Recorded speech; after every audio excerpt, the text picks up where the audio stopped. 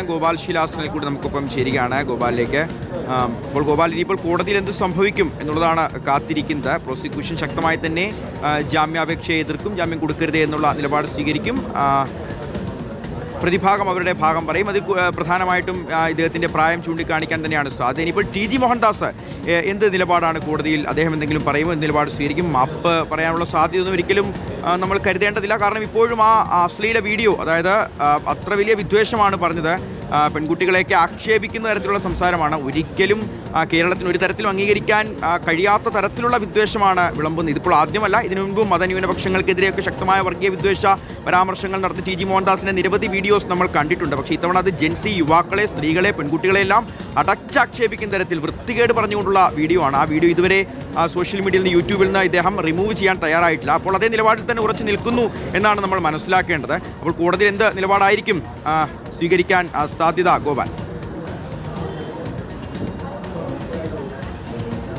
ഷിയ സൂചിപ്പിച്ചതുപോലെ തന്നെ ആ വീഡിയോ ഇപ്പോഴും, പത്രിക എന്ന യൂട്യൂബ് ചാനലിട്ട വീഡിയോ ഇപ്പോഴും സാമൂഹ്യ മാധ്യമങ്ങളിൽ ലഭ്യമാണ്. അതിന്റെ അർത്ഥം അദ്ദേഹം ആ നിലപാടിൽ നിന്ന് പിന്നോട്ടില്ല, തന്റെ അതേ അഭിപ്രായം ഇപ്പോഴും ആവർത്തിക്കുന്നു, തുടരുന്നു എന്നത് തന്നെയാണ് മനസ്സിലാക്കേണ്ടതായിട്ടുള്ളത്. ഇപ്പോൾ അദ്ദേഹത്തിനെതിരെ ചുമത്തിയ വകുപ്പുകളും ഏറെക്കുറെ അങ്ങനെയൊക്കെയാണ്. കലാപാഹ്വാനം, അതുപോലെ തന്നെ സ്ത്രീത്വത്തെ അധിക്ഷേപിക്കൽ, കൂടാതെ ലഹള ഉണ്ടാക്കാൻ ശ്രമിക്കൽ അടക്കമുള്ള പ്രധാനപ്പെട്ട വകുപ്പുകളൊക്കെ ചുമത്തിയിട്ടുമുണ്ട്. അതിലൊരു വകുപ്പ് മാത്രമാണ് ജാമ്യമില്ല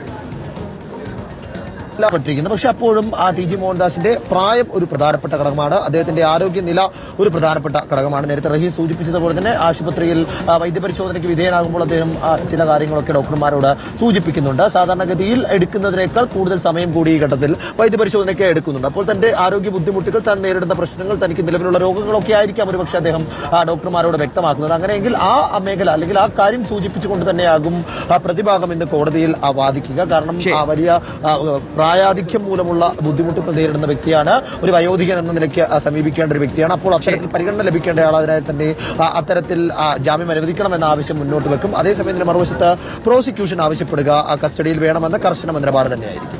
ശരി, ഗോപാലിലേക്ക് വീണ്ടും തിരിച്ചെത്താം. വിദ്യാർത്ഥി പ്രക്ഷോഭത്തിനെതിരായ വിദ്വേഷ പരാമർശത്തിലാണിപ്പോൾ സംഘപരിവാർ സഹയാത്രികൻ ടി.ജി. മോഹൻദാസിനെ ഇപ്പോൾ ജനറൽ ആശുപത്രിയിൽ വൈദ്യപരിശോധനയ്ക്ക് എത്തിച്ചിരിക്കുന്നത്. ചുരുങ്ങിയ സമയത്തിനകം മഞ്ചൂർ കോടതിയിൽ ഇദ്ദേഹത്തെ ഹാജരാക്കും.